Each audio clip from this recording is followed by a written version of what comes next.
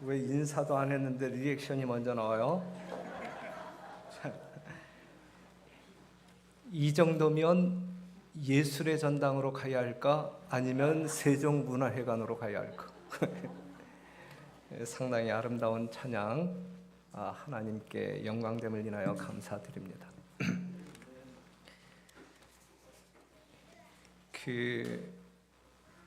미국 가든 글로브 교회에서 우리 안찬수 집사님이 오늘 저희 교회를 방문해 주셨는데 너무너무 감사합니다. 우리 아멘으로 환영합시다. 아멘. 그 다음에 아까 그 공릉동 뉴스 시간에도 언급을 했지만 어제 우리는 한 분의 장례식을 치루었어요. 우리 권영숙 성도님의 장례를 치루었는데 우리 교회의 교인인 우리 최세란 자매와 신인성 성도의 어머니, 그러니까는 최세란 친정 엄마, 신인성 장모님, 이렇게. 그래서 오늘 최세란 자매와 신인성 형제가 딸 다유리를 데리고, 도윤이가 있는데 도윤이는 오늘 못 왔고 다유리를 데리고 오셨습니다. 그리고 시어머니 우리 김금순 집사님 삼육중앙교회 출석하고 계시는데 함께 오셨는데 지금 얼굴을 잠깐 일어나서 좀 보여주시죠. 우리 아멘으로. 어머니를 젊은 나이에 잃으셨는데 지난 4월 달에 회갑을 맞이하셨고 5월 달에 이제 돌아가신 것이죠. 우리 정말 유족들의 마음 가운데 하나님의 위로하심이 함께하기를 간절히 바라고, 또한 이걸 기점으로 해서 더 좋은 영적인 하늘을 기업으로 얻는 놀라운 축복이 임하게 되기를 간절히 바랍니다. 자, 오늘 이 시간에 설교 제목 밥값하는 목사. 밥값하기 위하여 제가 이 단에 섰어요. 마태복음 24장 13절 보면 그러나 끝까지 견디는 자가 구원을 얻으리라 그랬어요. 끝까지 견디는 자가 구원을 받을 것이다 라고 하는 사실. 이 설교단상에서 끊임없이 강조해야 할 설교 주제가 있다고 하면 무엇일까요? 안식일에 대한 설교를 강조해야 할까? 11금에 대한 설교를 정말 수없이 해야 할까? 저녁 예배에 열심히 모이라고, 화요일 저녁 예배도 모여야 됩니다라고 강론을 해야 할까? 아니면 이 마지막 시대에 우리들은 이 건강개혁합니다라고 외쳐야 할까? 아니면 한 영혼이라도 구원해야 합니다, 이 영혼 구원에 대하여 강조를 해야 할까? 여러분들이 생각할 때 뭐라고 생각하십니까? 이 설교단상에서 가장 많이 이렇게 설교되어져야 할 주제가 있다면 뭐라고 생각하십니까? 그것은 구원입니다. 구원. 성경은 구원을 말하고 있어요. 예수님의 십자가는 구원의 유일한 길임을 우리는 알고 있잖아요. 우리는 누구나 구원받을 수 있는 필요 충분 조건 속에서 살아가고 있습니다. 그럼에도 구원을 받지 못한다고 하면 구원받지 못하는 이유가 있어요. 그 이유가 무엇일까? 첫째는 지식이 없어서 구원을 못 받아요. 지식이 없어서. 무슨 말씀인지 아시죠? 호세아 4장 6절 보게 되면 내 백성이 지식이 없음으로 망하는도다. 특별히 뭐에 대한 지식? 내가 내 하나님의 율법을 잊었으니 나도 내 자녀를 잊어버리리라 그랬거든요.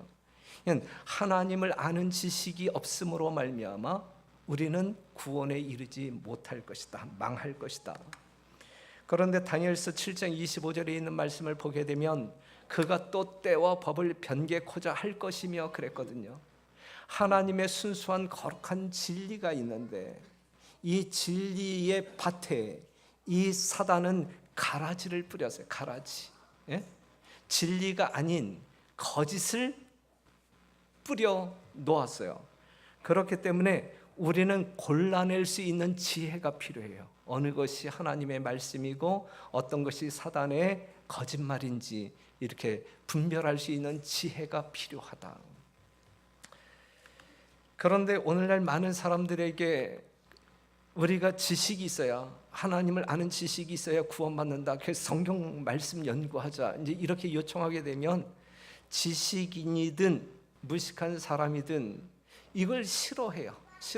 그리고 핑계거리를 삼는데, 유식한 사람들은 이 예언의 말씀은 인봉된 책이기 때문에 우리가 건드려서는 안 돼, 이런 핑계를 대고, 무식한 사람들은 이 고상한 이 거룩한 하나님의 말씀을 내가 어떻게 공부해서 깨달을 수 있냐, 난 무식해서 이제 이러한 핑계를 댄단 말이죠. 하지만 이러한 핑계가 먹히지 않는다라고 하는 사실, 그래서 망하는 거예요. 알지 못하기 때문에 망하는 거예요. 그래서 히브리서 10장 25절 보게 되면, 모이기를 피하는 어떤 사람들의 습관과 같이 하지 말고 오직 권하여 그날이 가까움을 볼수록 더욱 그리하자. 모이기에 뭐 하자? 힘쓰자.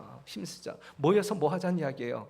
하나님을 배우자는 이야기예요. 하나님을 알자 이거예요. 그것이 뭐니까? 그것이 구원이니까. 그것이 구원이니까. 그럼 어디에 모여야 할까요? 우리는 어디에 모여서 하나님의 말씀을 공부해야 할까요? 하나님을 배워야 할까요? 디모데전서 3장 15절 보게 되면, 만일 내가 지체하면 너로 하나님의 집에서 어떻게 행하여야 할 것을 알게 하려 함이니, 이 집은 이 공릉동 교회는 살아계신 하나님의 교회요 진리의 기둥과 터라 그랬어요. 진리. 이 공릉동 교회는 오직 진리만이 존재해야 돼요. 하나님의 거룩한 말씀만이 존재해야 돼요. 이설이 들어와서 둥지를 틀어서는 안 돼요. 하나님의 말씀이 아닌 여러분들의 말이 더 크게 올라가면 안 되는 거예요. 공릉동 교회는 진리의 기둥과 터이어야 되고, 하나님의 거룩한 진리를 배우기 위하여 성도들은 모여야 되고, 우리만 모이는 것이 아니라 다른 영혼들이 모여야 되고, 그래서 함께 구원받는 놀라운 구원의 터전이 되어야 할 것이다. 그래야 됩니다. 그렇죠?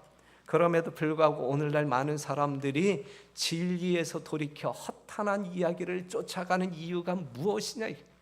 오늘날 재림 성도들임에도 불구하고 하나님의 거룩한 진리에 순종하지 아니하고 그냥 나름 살아가는 허탄한 이야기를 쫓아가며 살아가는 이유가 무엇이냐 이거예요. 이렇게 할 때 우리는 구원을 잃어버리게 될 것이다 라고 하는 사실입니다. 그 다음에 구원에 이르지 못하는 두 번째 이유가 있다고 하면 뭐냐면, 돈을 사랑해서. 마태복음 6장 24절에 있는 말씀 보면, 한 사람이 두 주인을 섬기지 못할 것이니 혹 이를 미워하며 저를 사랑하거나 혹 이를 중히 여기며 저를 경히 여김이라. 너희가 하나님과 재물을 겸하여 섬기지 못하리라 그랬어요. 사랑하는 성도 여러분, 돈 많이 벌어야 돼요. 여러분들이 부자로 살아야 돼요. 돈 사랑해야 돼요. 돈 이야기만 나오면 뭔가 자유롭지 못해요.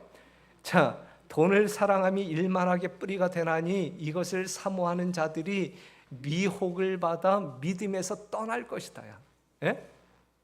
그런데 여기에서 이제 우리가 분명히 알아야 할 것은 무엇이냐면, 우리에겐 돈이 필요하잖아요. 하나님께서는 여러분들이 부자 되기를 원해요? 아니면 아주 그냥 가난뱅이가 되어서 그냥 쪼들려 사는 걸 원해요? 여러분들이 부자 되는 걸 원하신. 우리가 돈을 사랑해야 돼요, 말아야 돼요? 장로님이 대답했어. 장로님이 돈을 사랑해야 된다라고 대답했는데, 이 장로 자격이 있어요?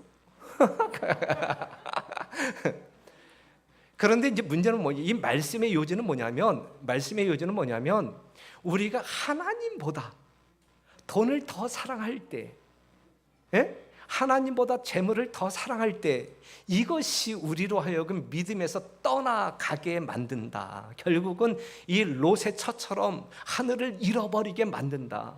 구원에 이르지 못하게 만든다라고 하는 사실이죠. 우리 자식들을 잘 양육하기 위하여 우리는 돈 벌어 드려야 돼요. 그렇죠?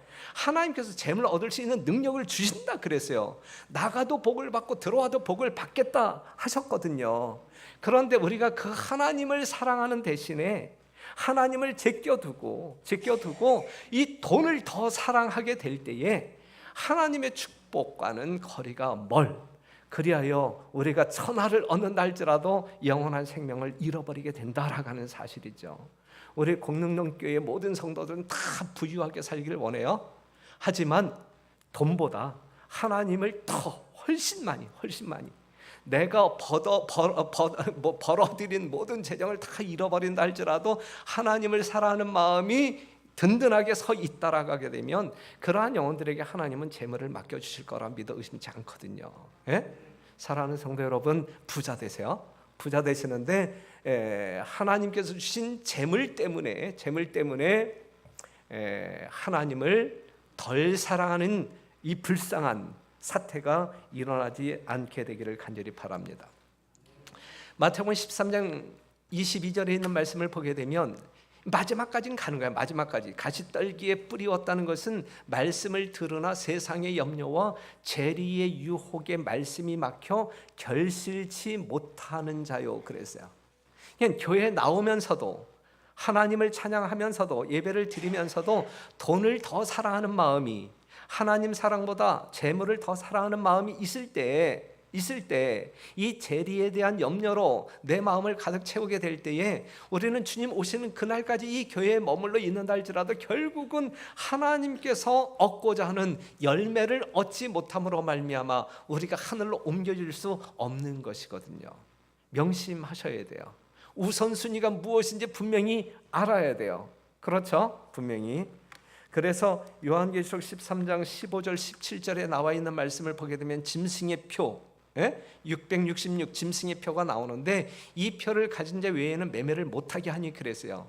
그렇기 때문에 여러분들이 하나님을 더 많이 사랑하는지 재물을 더 많이 사랑하는지 이때에 판명되어질 거예요. 여러분들이 열매를 갖고 있는 알곡인지 아니면 빈 껍데기인지 이때 가면 분명하게 드러나게 될 것입니다.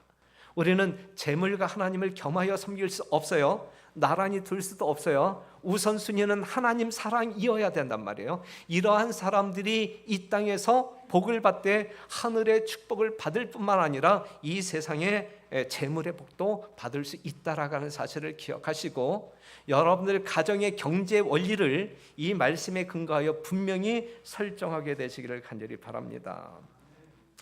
그렇다면 저 담임 목사는 공릉동교회 목사로서 해야 할 마땅한 일이 무엇일까? 마태복음 28장 내가 너희에게 분부한 모든 것을 가르쳐 지키게 하라. 저의 사명은 이 공릉동교회에서 이 담임 목사 저의 사명은 여러분들에게 하나님께서 성경을 통하여 분부하신 모든 것을 가르쳐 지키게 하는 직무가 있음을 저는 인식하고 이 일에 충성을 다하려고 합니다. 이 일의 밥값을 제대로 하려고 합니다. 그렇기 때문에 성도 여러분, 이 설교 단상에서 또는 저의 생활 속에서 여러분들에게 하나님의 말씀이 강론되어진다라고 하면 여러분들의 세상적인 어떠한 것 때문에 그것을 거부하고 이 담임 목사를 공격할 것이 아니라 겸비한 심령으로 주의 말씀을 받아들이고 주의 말씀을 따라오시는 여러분들이 되어주시기를 간절히 바랍니다. 성도들이 마땅히 행할 바를 가르치지 않고 버려두면 목사는 그의 의무를 등한히 했으므로 하나님께 책임 추궁을 당할 것이다 그랬어요. 저는 하나님께 책임 추궁을 당하지 않기 위해서 있는 힘을 다하여 여러분들이 듣든지 아니 듣든지 있는 힘을 다하여 가르치려고 합니다. 이 정도 서론을 깔았으면 오늘 저는 여러분들에게 어떠한 주제로 설교할 것 같아요? 돈에 대해서 설교할 것 같아요? 아니면 예수님의 사랑에 대해서 설교할 것 같아요? 아니면 재림에 대해서 설교할 것 같아요? 예? 여하튼 사랑이야. 사랑인데 여기에 대해서 설교할 11금. 자, 오늘 교회 처음 오신 분, 뭐 이렇게 그 다음에 이제 신앙을 이제 시작한 지 얼마 안 되신 분들에게 이 설교단상에서 이 헌금에 대해서 설교하는 것이 부담스러울 수 있어요. 부담스러워하지 마세요. 아주 편안하게. 만약에 부담스럽다고 해서 저건 나와 상관없는 거야 이렇게 생각하시고 들으셔도 돼요.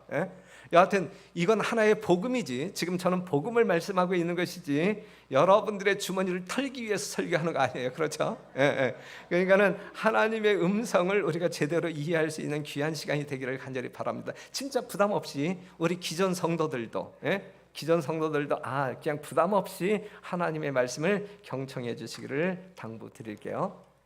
자, 화이트는 매우 명백한 방법으로 11조로 부양받아서는 안 될 두 가지 경우를 특별히 언급했다.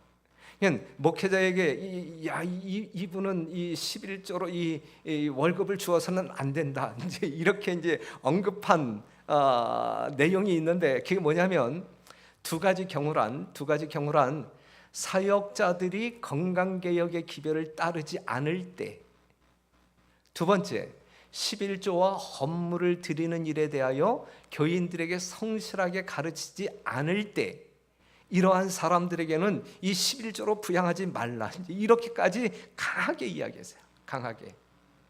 그러니 당연히 이 건강기별과 이 11조에 대하여 제가 가르쳐야 됩니까? 말아야 됩니까? 안 가르치면 저는 부양료 받을 자격도 없는 것이고 하나님께 책임 추궁을 당할 것이기 때문에 제가 하기 싫어도, 여러분들의 눈치를 보면서 하기 싫어도 해야 돼. 그 다음에 만일 목사들이 그 지도 아래에 있는 교회 직원들이 충실히 일함으로 11조가 잘 드려지고 있는지의 여부를 모르고 있다면 그들은 위험 중에 있는 것이다. 그들은 교회 위에 축복 또는 저주가 임하게 하는 문제를 소홀히 하고 있는 것이다. 이와 같은 목사들은 그들의 직분을 그만두어야 한다 그랬어요. 그렇기 때문에 제가 이러한 어떤 그 자격을 상실할까 봐 매 안식일 여러분들이 드리는 헌금 상황을 이 프로그램 속에 들어가서 확인하고 있어요. 무섭죠? 좀 다 알고 있어. 내가 다 알고 있어. 누가 월정 헌금을 적게 내고 있는지. 사실 그렇진 못하고 어쩌다 들어가 봐요. 그 다음에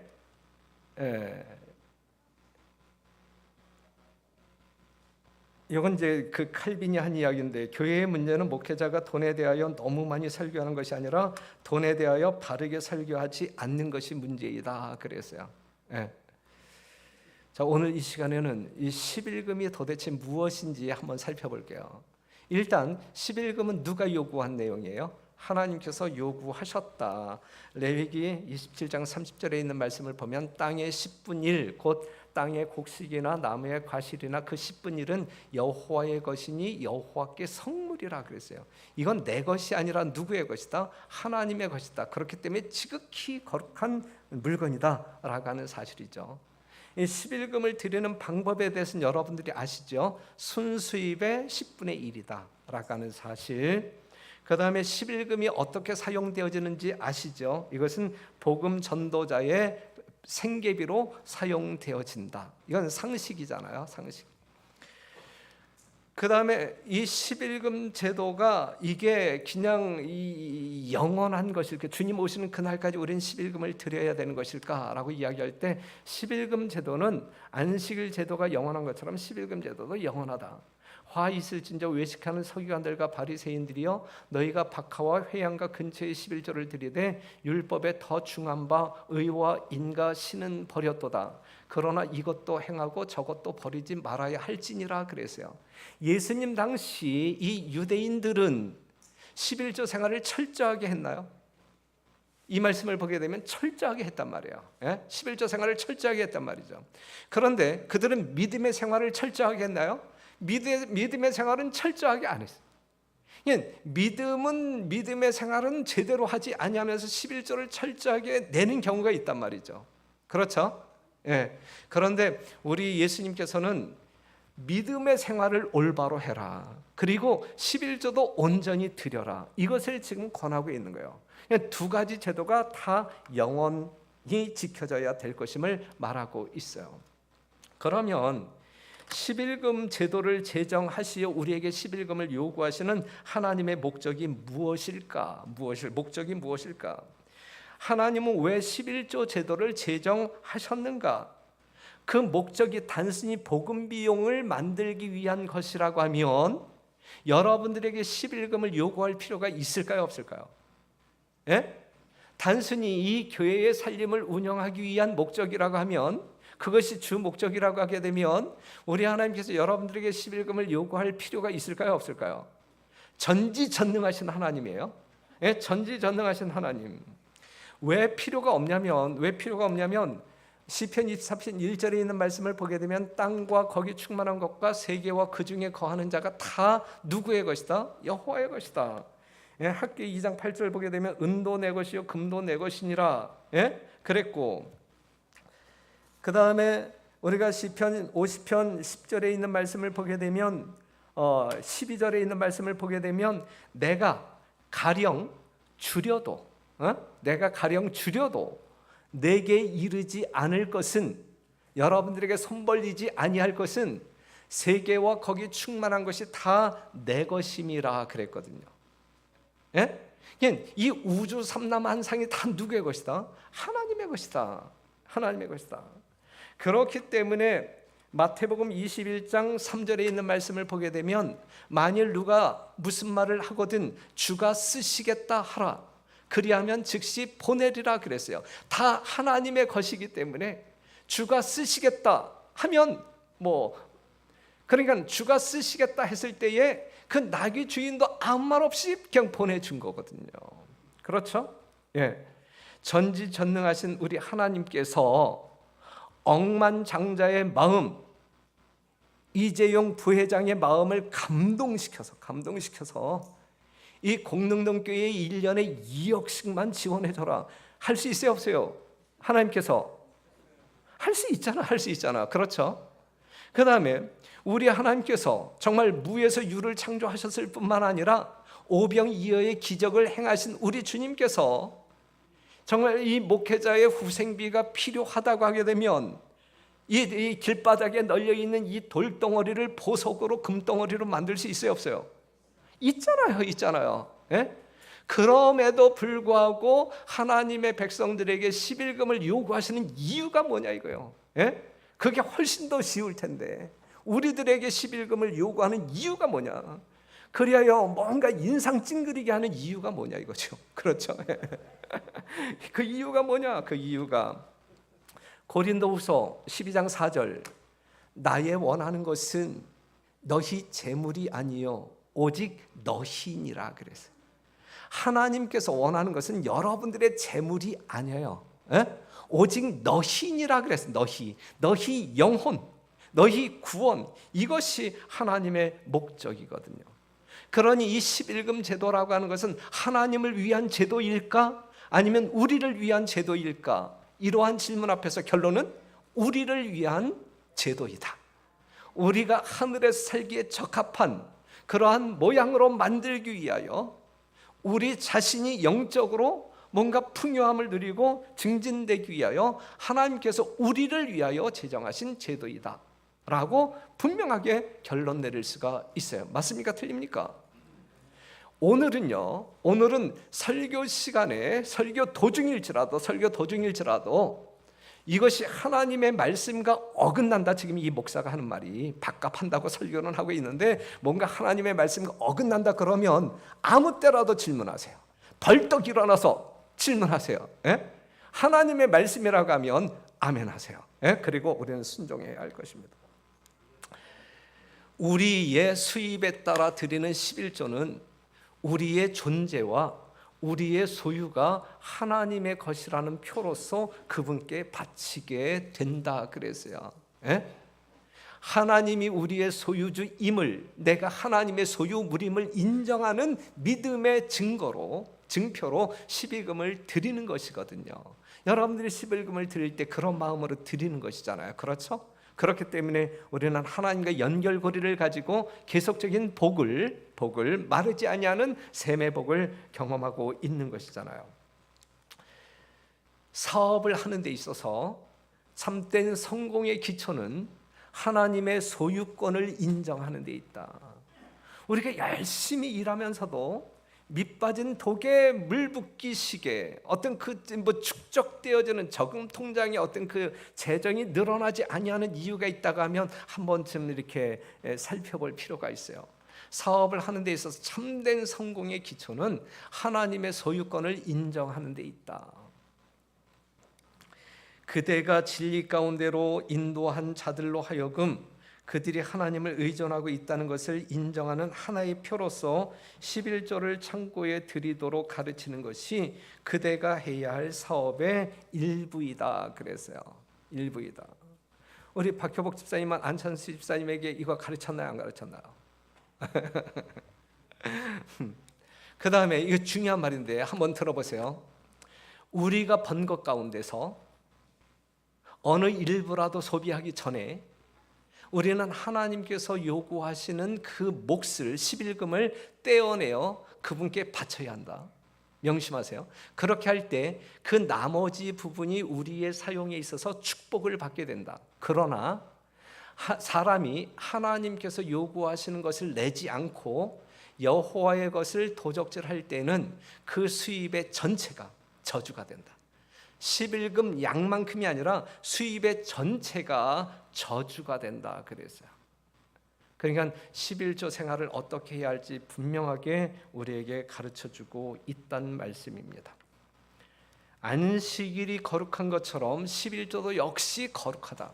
둘 다 주님의 것이다. 둘 다 거룩한 용도를 위하여 구별되었거나 거룩하게 되었다. 둘 다 남용하는 것은 가장 큰 죄를 범하는 것이다 그랬어요. 둘 다 안식일을 범하든지 11금을 범하든지 이것은 가장 큰 죄를 범하는 것이다 그랬습니다. 11조는 거룩한 것이며 하나님을 위하여 구별된 것이다. 그것은 복음 사업에 일하는 일꾼들을 부양하는 데 사용하기 위하여 하나님의 창고에 바쳐져야 한다 그랬어요. 여러분들이 내신 11조로 담임 목사가 지금 살고 있어요? 우리가 낸 11조로 먹고 사는 놈이 웬 말이 그렇게 많아? 이거는요 잘못된 말이에요. 우리는 여러분들이 하나님의 것을 하나님께 드린 그것을 하나님께로부터 받아서 먹고 사는 것이지 여러분들이 주신 11조를 받아 먹고 사는 거 아니에요. 명심하셔야 돼요. 헷갈리지 말아야 돼요. 제 앞에서 꼬장 부리시면 안 돼요. 이게 성서적이라. 그런데 이제 문제는 뭐냐면 11금만 하나님께서 요구하시느냐, 아니면 또 다른 헌금을 월정 헌금도 내야지, 도르가 헌금도 내야지, 페파 헌금도 내야지, 등등등등. 또 오늘은 특별 헌금을 또 거둔다고 하지. 이게 또 성서적일까 이게? 성서적일까? 우리가 신명기 16장 16절에 있는 말씀을 보게 되면 너희 중 모든 남자는 1년 3차 이제 그 세 절기에 이제 하나님께 예배를 드려라 그랬는데 여호와께 보이되 공수로 빈손으로 나오지 말고 각 사람이 내 하나님 여호와의 주신 복을 따라 그 힘대로 물건을 드릴지니라 그랬어요. 복을 따라 하나님께서 여러분들에게 주신 것 중에서 하나님께서는 여러분들에게 요구하시는 것이지 하나님께서 여러분들에게 주시지도 않았는데 여러분의 것을 달라고 하시지는 않는다. 하나님의 것을 달라고 하는 것이지. 그러면서 레위기 23장 38절에 있는 말씀 보면 이는 여호와의 안식일 외에 너희의 헌물 외에 너희의 서원 예물 위에 너희의 모든 낙헌 예물 외에 너희가 여호와께 드리는 것이니라 그랬어요. 11조 외에 이거 외에 등등 여러 가지 헌금을 하나님께서는 요구하신단 말씀입니다. 그래서 11조 외에도 하나님께서는 우리의 모든 수입의 첫 열매를 요구하신다. 이 땅에 있는 그분의 사업이 충분히 유지될 수 있도록 하기 위하여 하나님께서는 이것들을 제정하셨다 그랬어요. 11금 제도만을 하나님께서 우리에게 제정하신 것이 아니라 각종 헌금 필요에 따라서 하나님의 사업 내지 하나님의 교회가 유지되는 데 필요한 헌금들을 우리 하나님은 요구하신다. 지극히 성서적이란 말이죠. 그러면 우리가 헌금을 드릴 때 어떻게 드릴 것이냐? 어떻게 드릴 것이냐? 첫째는 자원하여 즐거운 마음으로 드려라. 많고 적고 간에 우리가 헌금 드릴 때 정말 기쁜 마음으로 거룩한 마음으로 드려야 된다. 고린도후서 9장 7절에 있는 말씀 보면 각각 그 마음에 정한 대로 할 것이요 인색함으로나 억지로 하지 말지니 하나님은 즐겨내는 자를 사랑하시느니라 그랬어요. 사랑하는 성도 여러분, 우리 교회가 유지가 안 될지라도 억지로 내지 마세요. 억지로 내지 마시고 즐거운 마음으로 즐거운 마음으로 하나님께 드릴 때 하나님께서 그 재물을 가지고 영광을 받으시지, 마음은 없는데 어거지로 낸다고 하게 될 때 이건 여러분들에게 복이 안 돼요. 복이 안 돼요. 오늘 특별 헌금도 마찬가지예요. 억지로 내지 마세요. 제가 여러분들 표정 볼 거예요. 표정 봐서 만약에 인상 쓰고 만약에 서약한 사람은 그 영수증 내가 정중하게 공손하게 내가 돌려드릴 테니까 억지로 싫은 표정 지으면서 내지 마세요. 자, 출애굽기 25장 2절 이스라엘 자손에게 명하여 내게 예물을 가져오라 하고 무릇 즐거운 마음으로 내는 자에게서 내게 드리는 것을 너는 받을지니라. 이 하나님의 명령이에요. 이 모세에게 뭐라고 명령했냐면 즐겁게 내는 사람들 거는 받아. 하지만 그렇지 아니한 사람들 건 받지 마. 이제 이렇게 하나님께서 명하셨거든요. 그 다음에 두 번째 믿음으로 드려라. 믿음으로. 뭔가 이 계산을 가지고 요거 내면 하나님께서 나에게 이만큼 복을 주시겠지. 이만큼 투자하게 되면 나에게 3배로 돌려주시기. 이렇게 하지 말고 믿음으로. 로마서 14장 24절 3절에 있는 말씀을 보게 되면 믿음으로 쫓아 아니하는 모든 것이 죄니라 그랬어요. 믿음으로 드려야 된다. 그 다음에 사랑으로 드려라. 사랑으로.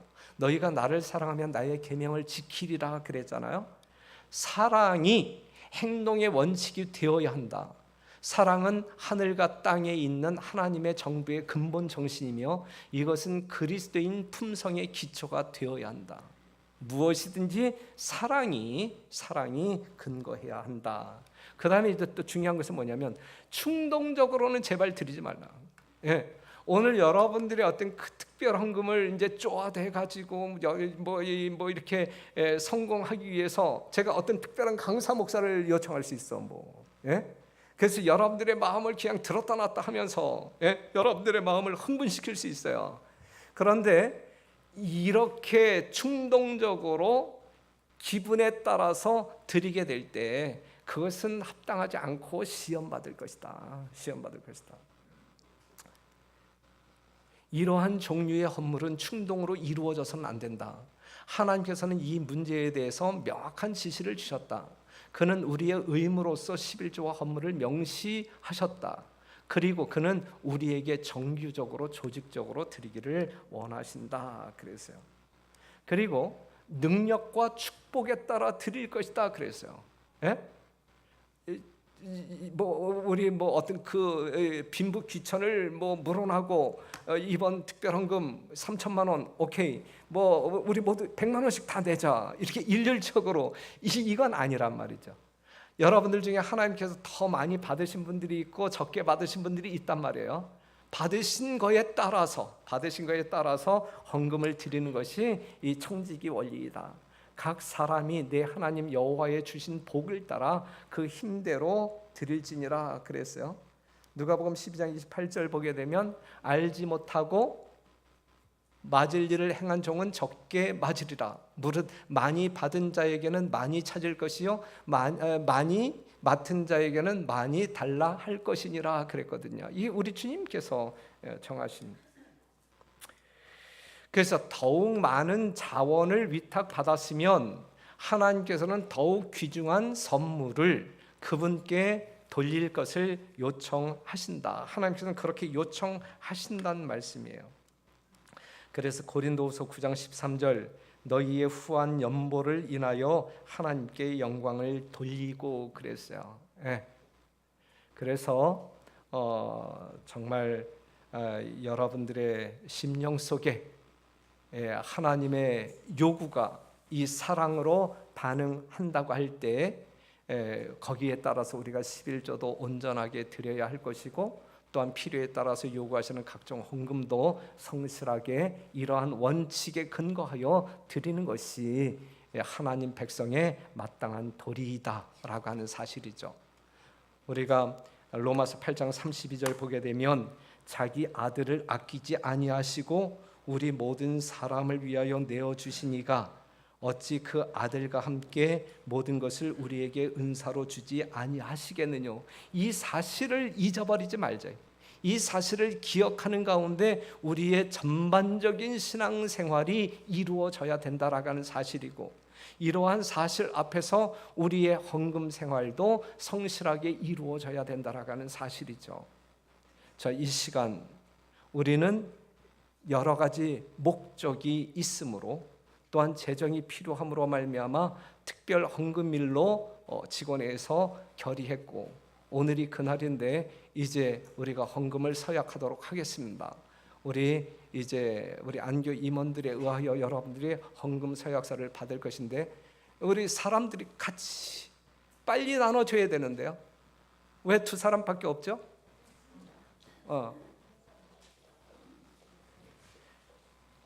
진짜 부담 없이, 아무 부담 없이 여러분들이 헌금하지 아니함으로 말미암아 우리가 해야 할 사업이 추진되지 아니한다 할지라도 결코 원망하지 않아요.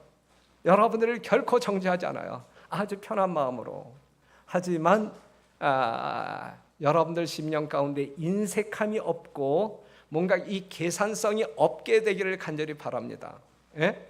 장로이니까 얼마 해야 되고 너니까 얼마 해야 되고 나니까는 요 정도만 해도 된다, 이런 생각들 하지 마시고 3천만 원이 표준액인데 그렇다고 하게 되면 요즘 우리 교인이 한 200명이니까는 한 요 정도 하면 되겠네. 그랬다가는 큰일 나요. 그랬다가는 아무것도 안 돼. 그랬다가는 진짜 1,000만 원도 작정이 안 될 거예요.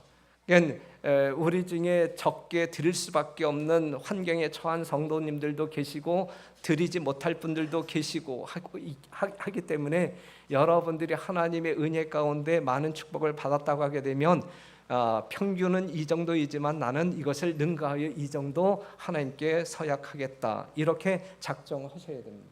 우리 탄상에 있는 분들도 작정해 주셔. 찬양대원들 받았어요? 다 받았어요? 받지 못한 분 있어요? 자, 그러면 사랑하는 성도 여러분, 제가 잠깐 기도하고 이제 금액을 적도록 할게요. 하늘에 계신 아버지, 저희들 하나님의 목적이 있어서 특별 헌금을 작정하려고 합니다. 아버지 하나님, 우리의 심령 가운데 그리스도의 사랑에 반응하는 아름다운 마음 갖게 하여 주시고 그 마음에 따라 시험받지 아니할 금액을 작정할 수 있도록 도와주옵소서. 우리 구주 예수님의 이름으로 기도합니다. 아멘. 이제 여러분들이 마음에 작정하신 금액을 이제 약정서에 기록해 주시면 되는데 제가 한번 읽어볼게요. 특별헌금 약정서. 저는 2022년도 교회 환경 개선, 그 개선 내용이 뭐냐면 설교단, 단상, 영상 카메라, 무선 마이크, 교육관 외벽, 교육관 입구, 청년관, 학생관, 부목사 사택, 배관 공사 등에 필요한 특별 재정 마련에 참여하고자 다음과 같이 헌신하기로 서약합니다. 특별한 건 얼마? 자, 1,000만 원, 500만 원, 3,000만 원 적을 수 있어요. 편하신 대로 적으시면 됩니다. 그리고 서약한 금액은 7월 말까지 납금하는 것으로 우리가 지금 이행해 주셨으면 좋겠습니다. 그리고 이름 적으시고 오늘 날짜 적으시고 이름 적어서 이따가 헌금 시간에 헌금 바구니에 넣어 주시면 되겠습니다. 작정하신 이 서약서를 헌금 바구니에 헌금과 동시에 드려 주시면 좋겠습니다. 자, 이 말씀을 읽겠습니다. 역대하 31장 10절 내 하나님 여호와께 소원하거든, 이게 아니고 역대하 31장 10절 사독의 족속 대제사장 아사랴가 대답하여 가로되 백성이 예물을 여호와의 전에 드리기 시작함으로부터 우리가 족하게 먹었으나 남은 것이 많으니 이는 여호와께서 그 백성에게 복을 주셨음이라. 그 남은 것이 이렇게 많이 쌓였나이다 그랬거든요. 여호와의 전에 드리기 시작함으로부터 하나님은 우리에게 넉넉히 복을 주신다 말씀하고 있습니다. 이 말씀 읽고 마치겠습니다. 저들의 재물에 대한 욕망이 증가됨에 따라서 저들의 애정도 저들의 보화와 함께 묶여진다. 몸 따로 마음 따로 갑니까? 몸과 마음이 같이 갑니까? 몸 따로 재물 따라 갑니까? 아니면 몸과 재물이 함께 갑니까? 증언의 말씀을 보면 함께 간다 그랬어요. 그렇기 때문에 재물이 있는 곳에 너희 마음도 있다 그랬어요. 여러분들의 서약 참여에 하나님께 감사드리고 하나님의 축복이 여러분들과 함께하기를 간절히 바라면서 말씀 마치겠습니다.